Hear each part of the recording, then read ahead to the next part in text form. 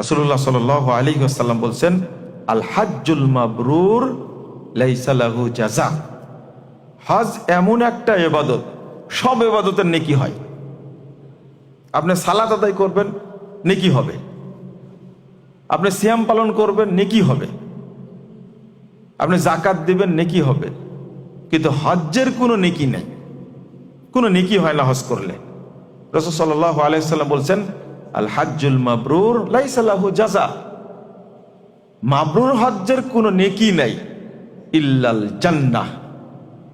হজ্জের সরাসরি নেকি হলো জান্নাত।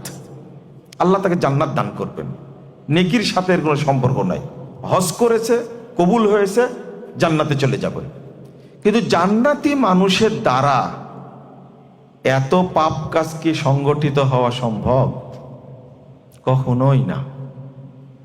কাউকে আল্লাহ জান্নাত দিবেন বলে ঘোষণা করেছেন সাহাবীদের মধ্যে, তার দ্বারা কোনো পাপ কাজ সংগঠিত হয়নি।